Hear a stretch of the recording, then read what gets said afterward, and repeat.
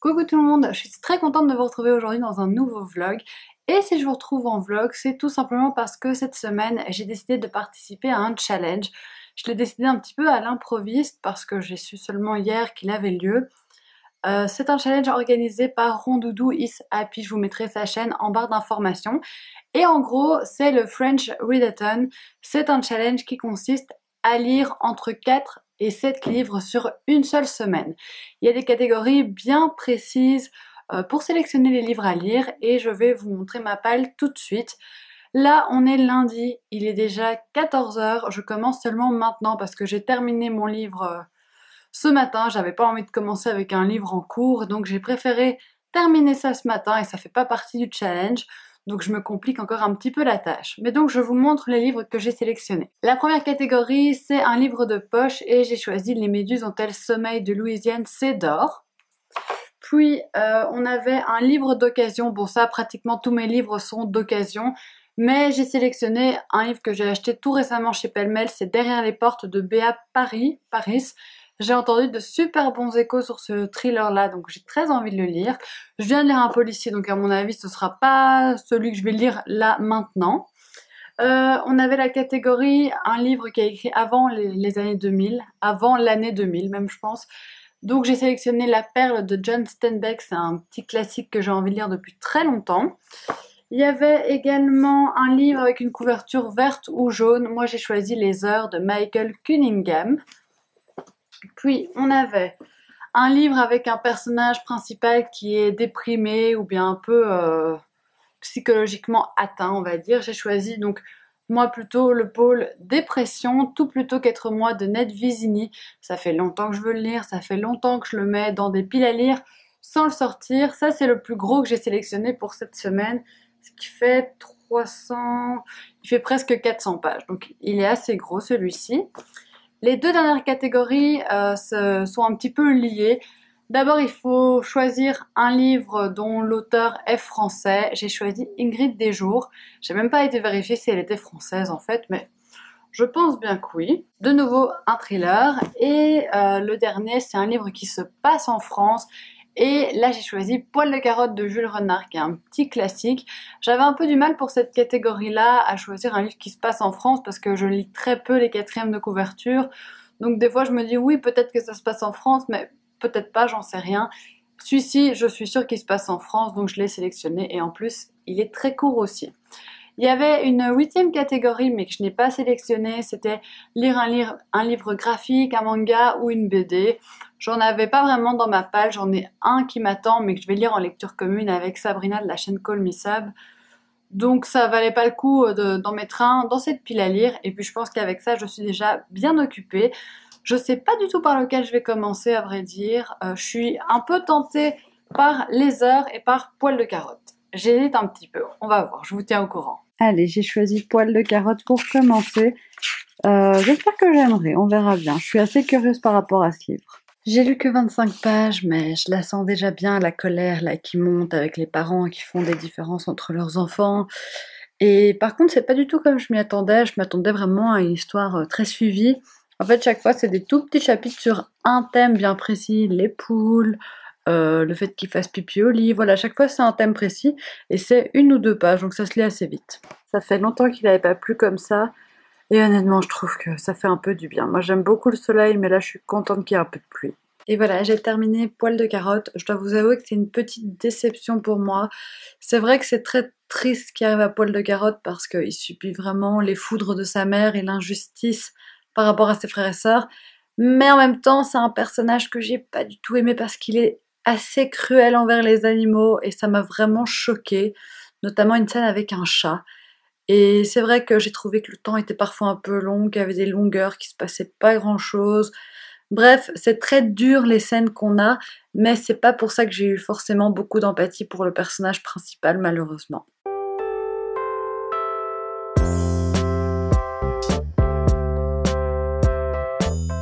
Ce matin, je commence Les Heures de Michael Cunningham.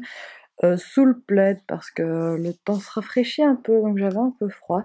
Et je suis contente parce que pour l'instant, ce challenge me permet de sortir de ma palle des vraies reliques parce que ce livre-ci, je sais pas depuis combien de temps il y est, mais franchement, ça commence à dater. 14 heures, j'ai pas encore lu beaucoup aujourd'hui, donc j'ai commencé les heures de Michael Cunningham, je suis à la page 37.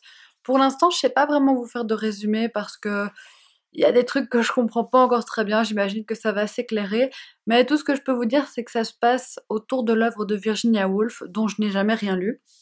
Et voilà, j'ai fait mes courses et tout ce matin, donc j'ai pas eu beaucoup le temps de lire. Là, il est presque 14 heures, donc je m'y remets et je vous tiens au courant de mon avancée. Maintenant que j'ai un peu plus avancé dans les heures, je peux essayer de vous faire un résumé un peu plus complet, même si c'est pas non plus hyper facile à résumer. En gros, comme je vous le disais, tout tourne autour de l'auteur Virginia Woolf. On a 3 personnages principaux dans ce livre et ce sont uniquement des femmes. D'un côté, on a Mrs. Woolf, qui est donc Virginia, qui vit en Angleterre dans les années 1940. On a Mrs. Dalloway, qui est en fait Clarissa, une jeune femme qui a, enfin, pas jeune, une femme qui a pris le surnom de Mrs. Dalloway du roman de Virginia Woolf et qui, elle, vit à New York à la fin du XXe siècle. Et on a également Mrs. Brown, qui, elle, vit à Los Angeles presque dans les années 50, en 1949. Et chacune de ces femmes a une histoire différente. On suit l'histoire de chacune de ces femmes. Pour Virginia, c'est simplement le fait qu'elle devient un peu dépressive, déprimée. Elle n'arrive pas à écrire comme elle le voudrait. Mrs. Dalloway, on suit son amitié avec un homme qui a le sida. Et pour Mrs. Brown, elle, son problème c'est qu'elle a un enfant qui a 3 ans et elle est à nouveau enceinte et en fait elle n'est pas vraiment heureuse de sa situation et elle se plonge dans ses livres à 100%, quitte à en oublier un petit peu sa vie autour. Voilà, pour l'instant ça me plaît vraiment beaucoup, je trouve ça bien écrit, c'est une traduction hein, mais je trouve que c'est des beaux, je sais pas, des belles phrases, un beau style, j'aime beaucoup et j'espère que ça va continuer comme ça. Juste une petite précision, Mrs. Brown, je vous disais qu'elle était plongée dans ses livres et ce qui est important de préciser, c'est que les livres dans lesquels elle est plongée, ce sont les livres de Virginia Woolf.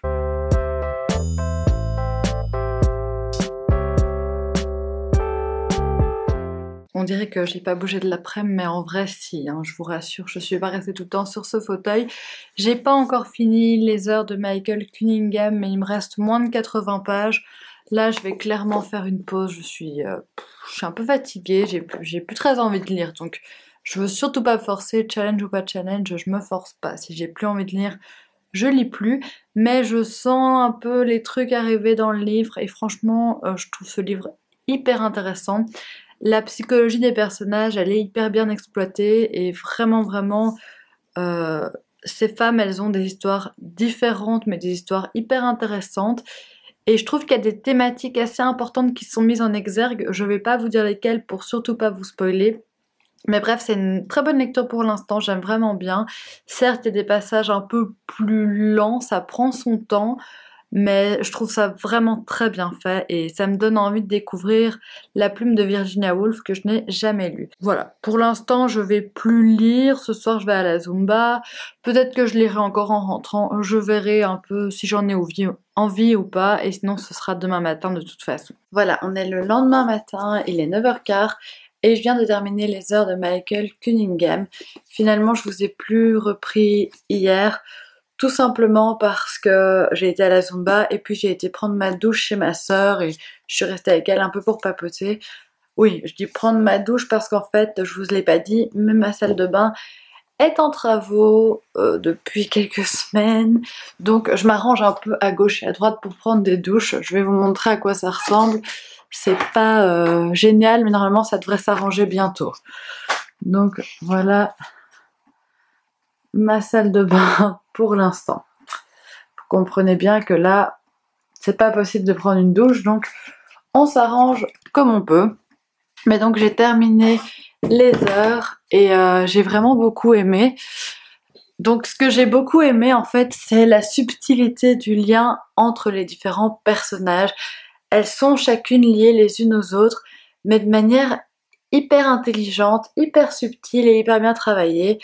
Et j'ai trouvé que ce roman, il délivrait des messages très intéressants. Il parle de thèmes, notamment l'homosexualité, que j'ai trouvé hyper bien abordés. Même si parfois c'est un peu bizarre certaines choses qui se passent, mais c'est vraiment bien abordé, c'est très juste, j'ai vraiment beaucoup aimé. Je pense que j'aurais pu apprécier encore plus le livre en ayant lu Mrs. Dalloway de Virginia Woolf. Donc c'est quelque chose que je vous conseille si vous avez envie de lire ce livre.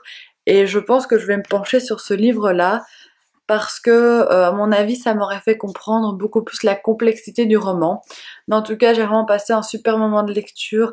Je trouve que c'est un livre vraiment intelligent en fait, et ça fait du bien de lire ça. Et vraiment, j'ai eu beaucoup d'empathie pour ces trois femmes qui vivent des choses très compliquées. Un très bon moment de lecture. Là, il est pratiquement 11 h et j'ai choisi ma prochaine lecture. Je vais lire Derrière les portes de Béa Paris. C'est un livre qui a rejoint ma pile à lire tout récemment, que j'ai acheté en seconde main.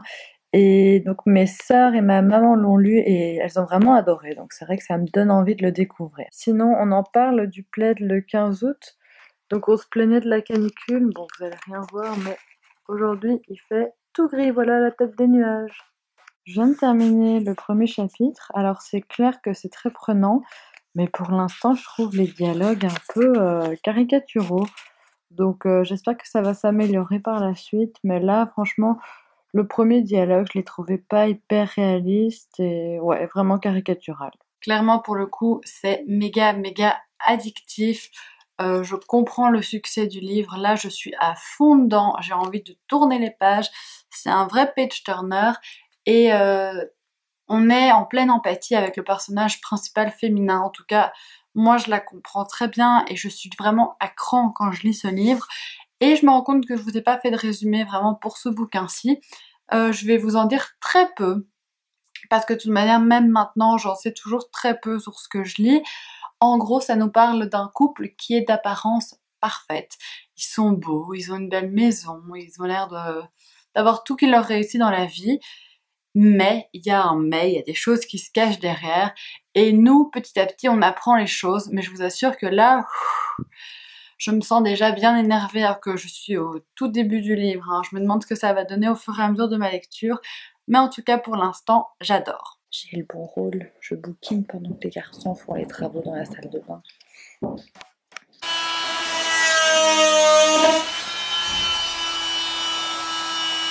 Hier soir, je vous ai plus reparlé parce que j'étais avec mon copain et voilà, j'ai pas très envie de filmer quand on est à deux. Mais j'ai terminé Derrière les portes de Gilles Paris. Je l'ai terminé très rapidement, en même pas 12 heures. En moins de 12 heures, je l'avais terminé parce que je l'avais terminé vers 22h30 hier. C'était vraiment un thriller qui se bouffe. Et moi, j'adore lire des thrillers comme ça parce que c'est des thrillers hyper haletants. Et moi, c'est un peu ce que j'attends d'un thriller, c'est avoir envie de tourner les pages à tout prix, avoir envie d'avoir le dénouement. Et ici, ça fonctionne super bien. J'avais envie d'arriver au bout, j'avais envie de savoir. J'ai eu tout le long ce stress comme ça dans le creux du ventre. Donc c'est une vraie réussite pour moi. C'est pas de la grande littérature, ça c'est sûr. Mais si vous cherchez du thriller addictif, quelque chose qui va vous tenir en haleine, franchement, je vous le recommande. Ça, en tout cas, ça a super bien fonctionné sur moi. Et j'ai beaucoup, beaucoup, beaucoup aimé. Donc ça, c'est pour le livre que j'ai terminé hier. Et ce matin, je me dis, comme je suis à 3 livres en 3 jours, que je suis plus ou moins bien dans les temps, eh ben, j'ai décidé de sortir Tout plutôt qu'être moi de Ned Vizzini, qui traîne depuis longtemps dans ma palle et pourtant qui me fait envie. Et quand je l'ai acheté, je pensais que je le lirais directement. Résultat, je ne l'ai toujours pas lu.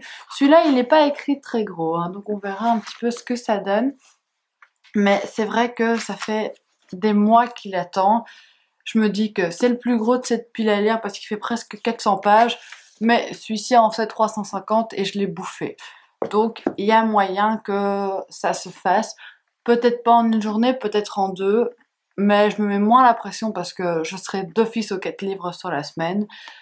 Mais c'est vrai que j'aimerais bien en lire un peu plus que 4. Donc on verra. Et excusez ma tête du matin, en fait je viens de me réveiller, mais j'attends un ami de mon copain qui vient un peu terminer la salle de bain. Enfin terminer non, mais un peu avancer la salle de bain. Donc je me suis préparée vite vite, mais je dois avoir une tête pas possible parce que je me suis réveillée il y a 10 minutes montre en main. Et si ça vous intéresse, voilà un peu l'avancement de la salle de bain. Donc c'est déjà un peu mieux qu'hier parce que les 2 parois de douche sont placées. Donc c'est déjà ça. Et je sais pas comment ça s'appelle, bref, je sais pas, mais pour régler la température de l'eau et faire couler le jet. Donc c'est pas mal. Le bonheur quand tu retrouves ton sol comme ça. Mais au moins la salle de bain avance un petit peu. Regardez l'état de la chambre. C'est très très chouette. Mais ça avance parce que maintenant il y a une douche qui est installée. On doit juste attendre 24 heures que les joints sèchent. Bon, c'est clair que le reste c'est encore un peu le chaos, mais au moins on pourra se laver. Le boiler est remis aussi, donc allez, ça avance petit à petit, mais ça avance. Tout passer à l'eau, ça fait du bien. Et ce matin, j'ai presque pas lu parce qu'en fait, je me suis plutôt organisée. Je me suis acheté un nouvel agenda que je vais vous montrer, que je trouve super beau. Oh là, je suis peut-être... Hop. Donc, je vais vous le montrer, il est super beau. Il se présente comme ceci. Donc, c'est un agenda de la marque Monsieur Wonderful, peut-être que vous connaissez. Et en fait, je le trouve trop chouette. Bon, j'ai commencé à noter des choses dedans, donc je vais peut-être vous montrer un petit peu plus loin. Mais voilà, il se présente comme ceci. Typiquement, chaque mois, vous avez une page comme ça, avec des conseils, des recommandations. Ici, c'est pour le mois de novembre. Et donc, comme le mois de novembre, c'est un mois où il fait froid, où on est un peu dans le cocooning, eh ben, vous avez des films qui vous sont recommandés. Et pour chaque semaine, vous avez une petite illustration comme celle-ci. Vous avez des petites phrases d'encouragement pour tous les jours. Enfin, c'est vraiment hyper sympa. Je le trouve super beau. Et ce qui est chouette, c'est qu'à la fin, vous avez des petits autocollants que vous pouvez coller. Vous avez aussi d'autres choses comme, ils appellent ça les extras. Par exemple, des listes pour gérer votre budget. Voilà, si vous êtes un peu... je sais pas si vous êtes assez assidu à ce niveau-là. Vous pouvez noter ce que vous avez acheté, ce que vous avez dépensé. Enfin bref, comment vous gérez votre budget. Et je trouve ça chouette. Et à la fin, il y a même des post-it. Enfin bref, c'est parfait pour s'organiser. Session cuisine parce que ma petite soeur vient manger ce midi. Hello, moi c'est la sœur d'Amélie et je fais aussi le challenge. Donc moi je suis à mon 3e livre. Et donc ouais voilà. Et t'aimes bien ton livre? Pour le moment j'adore, mais je suis qu'à la page 50. Hein, donc, Et ça parle de quoi en gros? c'est l'histoire de Fatima qui est irakienne et qui a été un jour brûlée. Quand elle cuisinait et tout ça. Et donc là, elle se trouve à l'hôpital des grands brûlés. Et donc voilà, mais bon, je vais pas trop en dire vu qu'il y a que 200 pages, un peu moins de 200 pages, donc j'ai pas envie de vous spoiler. Il est 16h, je suis toujours à 40 pages, donc là, je m'y remets. Il faut un peu que je me plonge dans le bouquin parce que sinon, je vais quasiment rien lire aujourd'hui. Pour ceux qui me suivent depuis un petit temps, vous reconnaissez peut-être où je suis. Je suis dans mon ancienne chambre. Aujourd'hui, c'est l'anniversaire de ma maman, donc je suis venue à la maison. Et du coup, je vous ai pas parlé depuis un petit temps parce que hier, j'ai été au final à la Zumba le soir avec ma meilleure amie et puis j'ai passé la soirée avec elle, j'ai été chez elle. Donc j'ai plus lu. Résultat, j'ai lu moins de 80 pages hier de tout plutôt qu'être moi, ce qui est pas génialissime. Mais c'est pas grave parce que j'ai passé une très bonne journée hier, donc c'est ça qui compte au final. Et aujourd'hui, je vais essayer de lire un peu plus, même si je suis pas sûre non plus de terminer tout plutôt qu'être moi, qui est quand même plutôt long. Non, derrière, ce ne sont pas des livres à moi, c'est simplement la palle de ma maman. Donc vous voyez, je suis pas la seule à avoir une palle conséquente. Comment ça, j'ai craqué? Non, c'était un choix hyper réfléchi, mais voilà, je me suis acheté un Mac, je suis très contente et du coup je fais le montage de ma vidéo parce que mon ordi actuel refusait absolument de la faire. Donc je vous montre la vidéo maintenant, mais je suis très contente de mon nouvel achat. Je crois que ce soir ça va être un peu compliqué de lire avec ça. Je me rends compte que vous n'avez pas eu de résumé pour tout plutôt qu'être moi de Ned Vizzini. En fait ça nous raconte l'histoire de Greg, qui est un adolescent qui en fait est en pleine dépression parce qu'il s'est trop mis la pression à cause de l'école. Il est dans une prépa à New York qui est hyper compliquée à réussir et il se met vraiment un stress pas croyable avec ça. Et du coup il tombe en dépression vraiment sévère. Et en fait quand j'ai regardé la 4e de couverture, j'ai pas lu le résumé mais j'ai lu la petite note juste là en bas, voilà ça. Et en fait j'ai vu que Ned Vizzini lui-même avait vraiment souffert de dépression sérieuse.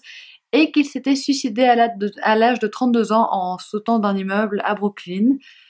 Donc je me dis que son histoire est très proche de celle de notre protagoniste et j'espère que ça me spoile pas sur la suite de l'histoire. On verra. Il me reste quand même 170 pages à lire de ce livre-là pour le terminer. J'espère que je l'aurai terminé pour demain midi.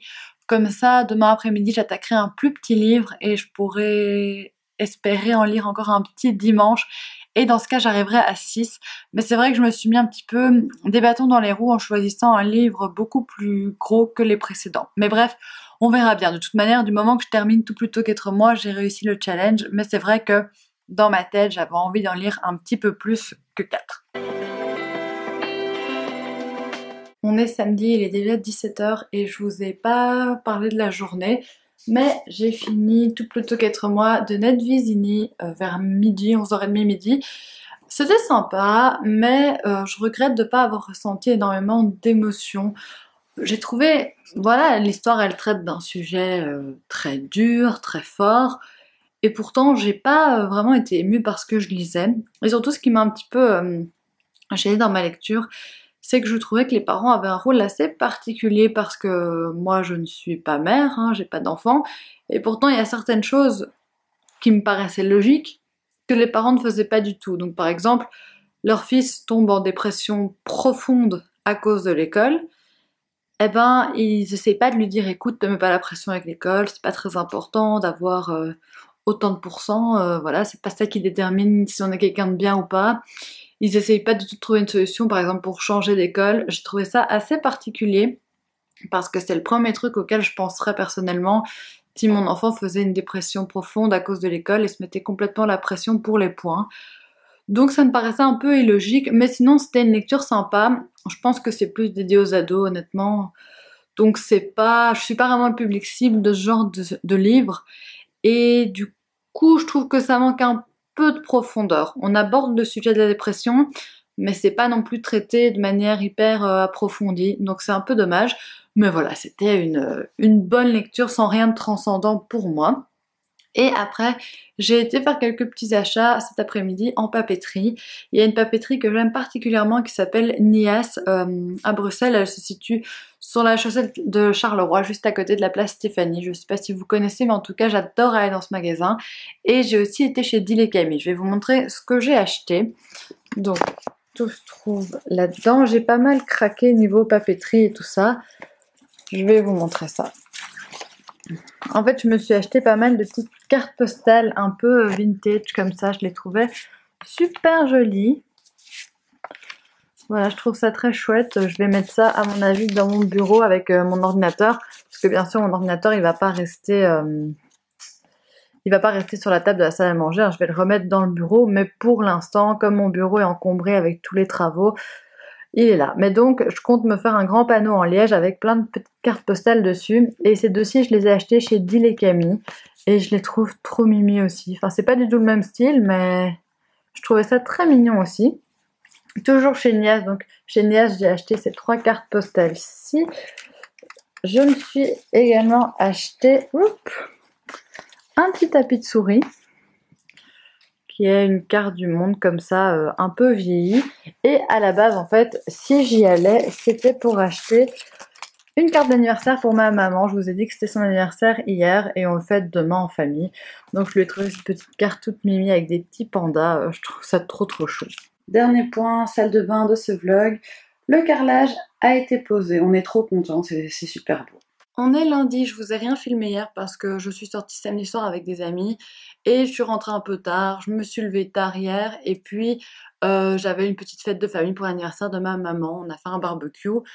Bref, j'ai pas été beaucoup chez moi et voilà, j'ai pas eu vraiment l'envie de filmer, donc je ne l'ai pas fait. Mais par contre, j'ai quand même lu parce que hier j'ai terminé Les Méduses ont-elles sommeil, de Louisiane Sédor. C'est un tout petit livre, hein, il fait 80 pages et c'est vrai que j'en avais entendu énormément de bien. Pourtant, j'ai trouvé ça sympa, mais j'ai pas non plus du tout été transcendée. En fait, j'ai trouvé que l'écriture était vraiment très belle, mais j'ai eu du mal à me plonger dans l'histoire. Je suis tout le temps restée assez externe. Si vous connaissez pas l'histoire, en fait, je vais pas vous en dire beaucoup, à part que on suit le personnage d'Hélène et Hélène, en fait, elle plonge dans la drogue. Voilà, c'est tout. Sur internet, j'ai vu que certaines personnes comparaient ce livre à l'herbe bleue. Personnellement, j'avais été beaucoup plus sensible à l'herbe bleue quand je l'avais lu adolescente, parce que justement, il y avait tout ce côté très compassion et très... oh.